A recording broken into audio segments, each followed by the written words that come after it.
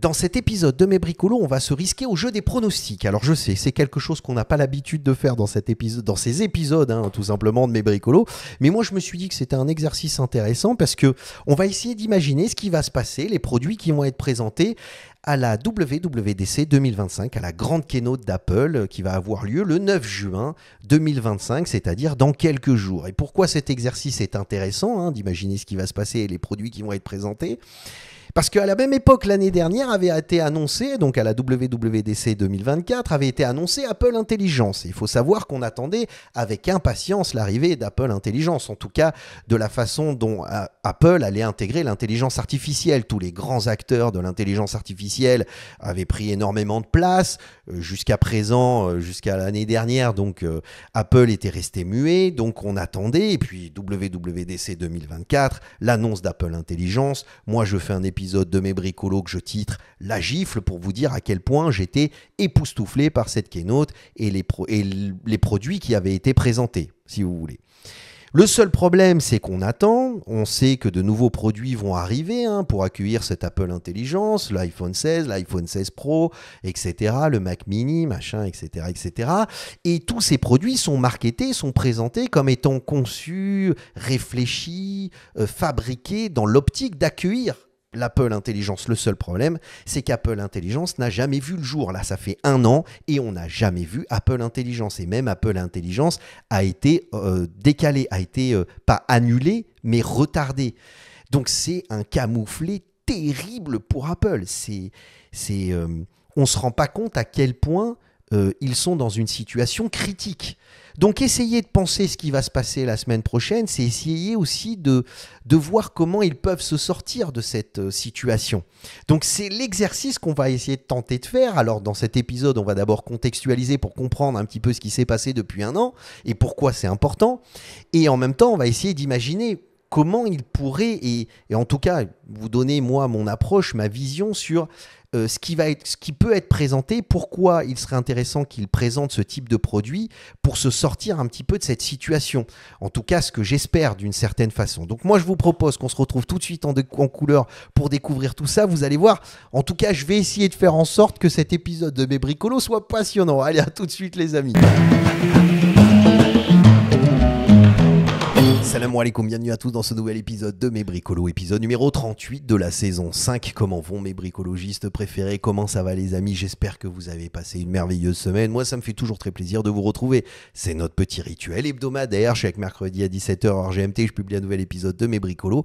Et dans ces épisodes de Mes Bricolos, on prend le temps de commenter, discuter, papoter, échanger sur les dernières actualités de la création, de l'innovation et du design. Et dans cet épisode de Mes Bricolos, on va prendre le temps d'imaginer ce que va faire Apple, parce que là on arrive à une date qui est vraiment très importante, la conférence WWDC 2025 qui donc débutera le lundi 9 juin, une conférence en ligne annuelle, tous les ans Apple nous propose cette conférence, c'est un événement important et justement Apple proposera une semaine consacrée à la technologie, à l'innovation et à la créativité et bien sûr ils vont proposer tous leurs nouveaux produits autour de l'évolution de leur système d'exploitation, de leur logiciel, en tout cas tout ce qui se passe dans le monde du logiciel, du software, ce qu'on appelle le software.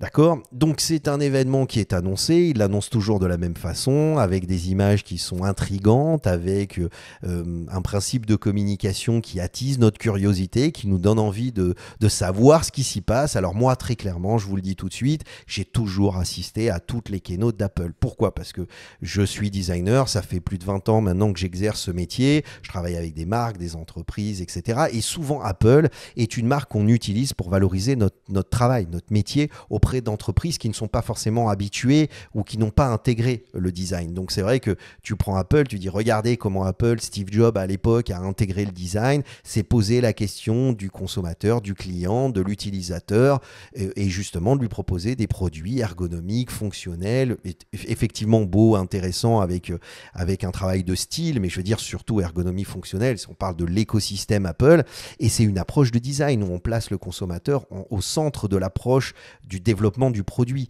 On n'est pas en train de vous parler de processeurs, de RAM, de trucs hyper compliqués qui intéressent très peu le consommateur final finalement. Mais en l'occurrence, d'essayer de lui dire, ben voilà, tu vas pouvoir prendre des photos de ta famille, tu vas pouvoir prendre les envoyer facilement, des petites vidéos, parler en visio de façon totalement intuitive et sans avoir aucune complexité pour paramétrer ton téléphone avec des personnes qui sont proches de toi. Vous voyez ce que je veux dire? C'est-à-dire vraiment la question de l'utilisateur, du consommateur et de l'expérience autour de ce travail, si vous voulez, de cette approche du produit. D'accord? Et donc, c'est vrai que depuis maintenant un an, c'est ce que je vous expliquais, WWDC 2024, la gifle, on se rend compte que Apple hallucine et en fait, finalement, que l'intelligence artificielle d'Apple, ce qu'ils appellent Apple Intelligence, hallucine. Et on se retrouve avec cet épisode, l'épisode numéro 28, que j'ai fait il y a moins de 2 mois, où on se rend compte que finalement, Apple avoue l'échec en disant, finalement, on va décaler la sortie d'Apple Intelligence, mais on ne va pas le décaler de quelques mois. On va peut-être même pas le décaler d'1 an, peut-être même de 2 ans. Donc Apple a besoin de gagner du temps. C'est pour ça que cet épisode est intéressant, parce que cet épisode est un épisode où en fait, finalement, on va essayer d'imaginer comment ils vont essayer de gagner du temps. Donc, vous inquiétez pas, on va y arriver, mais c'est important de contextualiser un petit peu. C'est une image que je vous ai déjà montrée et c'est pour vous parler de cet équilibre fragile. Apple a toujours su créer un écosystème et donc un équilibre entre à la fois ce que je vous expliquais, le software et le hardware, la partie tangible, la partie physique, le produit, ce qui fait exister la partie invisible, la partie intangible, c'est-à-dire le logiciel. Et c'est ce dialogue subtil entre ces deux mondes qu'Apple arrive à faire. Et c'est là où ils se sont démarqués par rapport aux autres marques. C'est qu'ils ne sont pas en train de courir aux nouvelles technologies, à des produits, enfin à des processeurs toujours plus puissants, à des RAM toujours plus importantes, à des disques durs, des machins, cartes mères et tout. Bon, moi, ça peut me plaire, mais je veux dire, pour le consommateur final, il s'en fout. Comme je vous dis, lui, c'est ce qu'on parle. On parle de design UX, c'est-à-dire de design expérience utilisateur, et pas du tout de réflexion autour de je vais vous expliquer pourquoi moi je suis plus performant parce que j'ai un processeur qui est plus puissant. Finalement, c'est comment tu te sers de l'objet qui est important. Et Apple a toujours réussi à travailler cet équilibre subtil, a toujours réussi à faire en sorte qu'on ne se questionne pas autour de la technologie qui est intégrée, mais plutôt de la façon dont on utilise le produit. De ce côté très intuitif dans l'approche de ces objets et de ces produits. Et aujourd'hui, il y a un déséquilibre parce que Apple Intelligence n'a jamais été présenté. Donc aujourd'hui, on a des produits qui ont été développés pour accueillir Apple Intelligence et du côté du software, on est complètement à la ramasse, on est complètement décalé.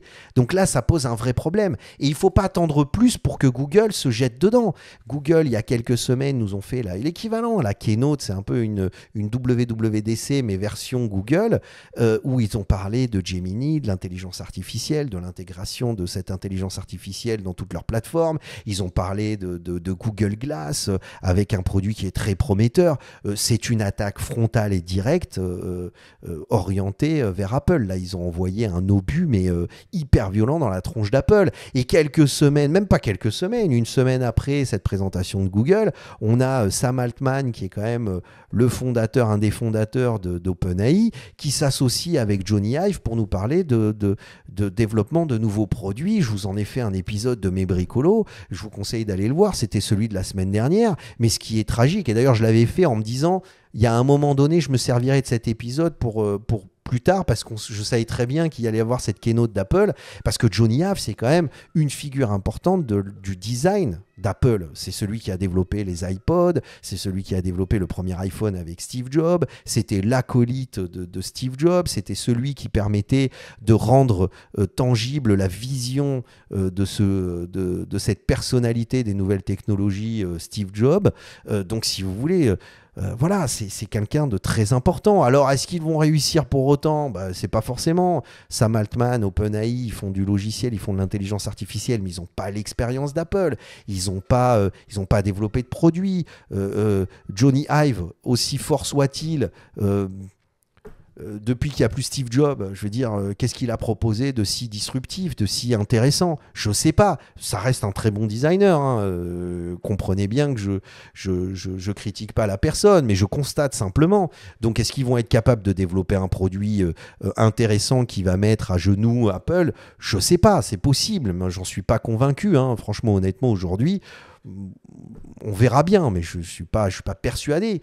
Mais ce qui est sûr, c'est que là, moi, ce que je vous explique avec ces deux événements, c'est que c'est une attaque directe orientée vers Apple. Alors, ce que va faire Apple, et c'est là où on arrive au moment des pronostics, et j'espère que je vous ai pas trop teasé pour arriver à ce moment-là, c'est que c'est plutôt simple, hein, c'est que Apple va essayer de gagner du temps.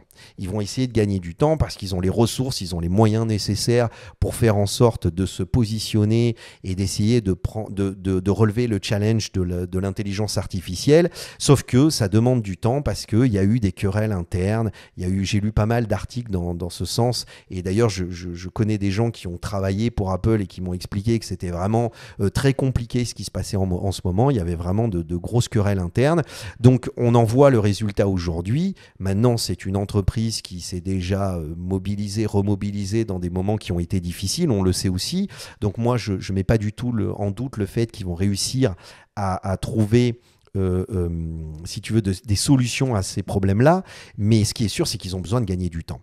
Et ils vont faire deux choses pour moi, c'est qu'ils vont se concentrer sur l'interface utilisateur. Donc là, on est sur du design d'interface utilisateur, du UI et non pas du UX, c'est-à-dire qu'on va être sur une refonte complète du graphisme de l'interface pour les iPhones, donc pour iOS, pour iPadOS, pour macOS, etc.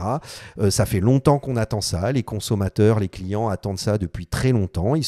C'est quelque chose que Apple maîtrise parfaitement et je sais qu'ils vont faire ce travail-là, c'est-à-dire qu'ils vont faire un travail de refonte complète, si vous voulez, du graphisme et de l'expérience, enfin de l'interface, voilà, de ce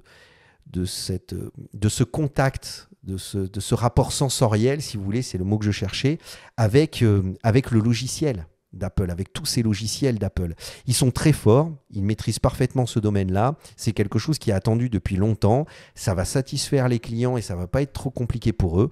Donc moi, je suis convaincu d'une chose, c'est qu'on va avoir une refonte complète, une refonte graphique complète de toutes les interfaces utilisateurs, de tous les produits d'Apple. Et ça risque d'être très beau, très intéressant, très élégant. Et c'est quelque chose qui est très attendu. Alors bien évidemment, il va y avoir quelques fonctionnalités qui vont être ajoutées, mais ça va être surtout autour d'effets, de certains effets qui vont être mis en place. Je pense qu'ils vont vraiment mettre de côté Apple Intelligence, ils ne vont pas forcément en parler directement, ils vont se concentrer justement sur l'interface utilisateur et cette refonte graphique de cette interface utilisateur. Et puis après, on pourrait penser qu'ils vont, parce que ça fait 2 ans qu'ils ont présenté pour la première fois l'Apple Vision Pro, ça fait un peu plus d'1 an maintenant qu'il est commercialisé, donc on pourrait penser finalement qu'ils vont présenter l'Apple Vision Pro 2e génération, mais c'est un produit casse-gueule, donc je ne pense pas qu'ils vont présenter un nouvel Apple Vision Pro, parce qu'en fait ça n'a pas été un succès commercial, ça n'a pas été quelque chose qui a été une réussite pour Apple, voilà, donc c'est un produit un peu casse-gueule. Alors, risquer de faire un Apple Vision Pro 2 et d'arriver avec cette keynote en disant voilà, regardez, c'est trop risqué. Voilà, je pense qu'aujourd'hui, ils veulent se rassurer, ils veulent aller sur un produit qui a une capacité d'évolution, un peu comme ce qu'ils avaient fait avec le Mac Mini à l'époque, c'est-à-dire le Mac Mini avait un potentiel d'évolution et un potentiel d'intérêt pour le client, pour le consommateur final à un prix hyper compétitif, et ils ont su proposer un produit qui fonctionne très bien et qui est abordable.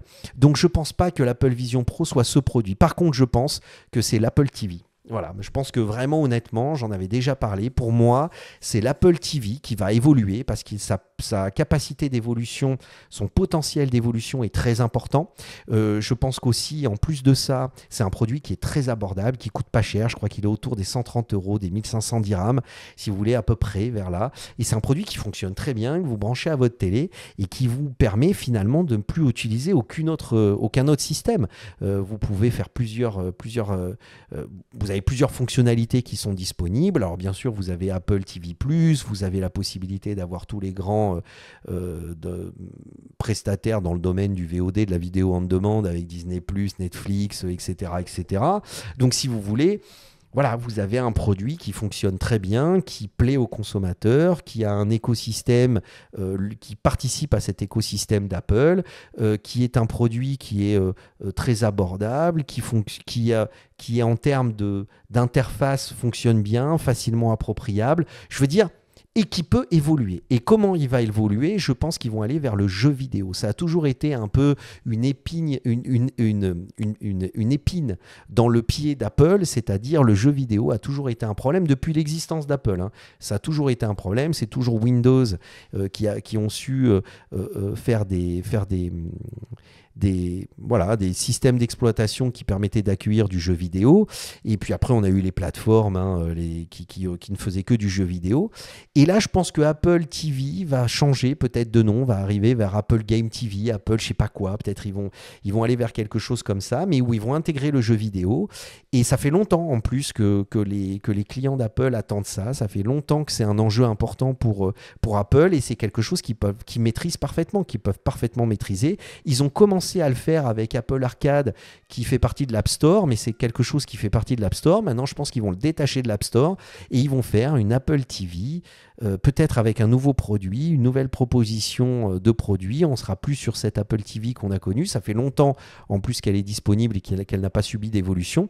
Donc, je pense qu'ils vont développer l'Apple TV à la fois sur le plan du software et aussi sur le plan de l'hardware avec comme approche un produit encore toujours plus fonctionnel, toujours plus enrichi avec justement l'arrivée du jeu vidéo et la possibilité de pouvoir avoir une expérience encore plus complète avec cette Apple TV et aussi se poser la question du produit. Je pense qu'ils peuvent aussi faire évoluer le produit et je pense que ça va être les deux grands thèmes qui vont être abordés, l'interface utilisateur et l'Apple TV pour gagner du temps, satisfaire le consommateur, le client final. Ça fait longtemps qu'ils attendent ça. On leur donne ce qu'ils veulent, ce qu'ils attendent. C'est ce qu'ils nous ont fait avec le Mac Mini. Et je pense que ça va être l'approche d'Apple. Ces deux éléments. Voilà, c'est mon pronostic. Voilà, maintenant, qu'est-ce que vous en pensez? Maintenant, je vous attends dans les commentaires. Hein. C'est le principe de ces épisodes de Mes Bricolos. C'est de se retrouver dans les commentaires pour en discuter ensemble, pour savoir ce que vous en pensez. Est-ce que vous êtes d'accord avec moi? Quels sont vos pronostics? Moi, pendant ce temps, je vous laisse avec deux vidéos qui vont s'ouvrir à droite et à gauche. Justement, la vidéo sur la WWDC 2024 et la vidéo où je dis que justement, c'est peut-être le début de la fin. Et parce que Apple Intelligence, c'est quand même quelque chose qui est une expérience très désagréable et aussi compliqué pour Apple. Donc voilà, donnez-moi vos pronostics dans les commentaires, ce que vous en pensez. Je vous laisse encore le temps de cliquer sur ma petite ganache si vous avez envie de vous abonner, ça me ferait très plaisir. Et on se retrouve la semaine prochaine pour justement faire un débrief de tout ça et voir si je me suis planté, si je suis tombé complètement à côté de la plaque ou finalement j'avais raison. Allez, on se retrouve la semaine prochaine pour un nouvel épisode de Mes Bricolos. Salam à tous, bye.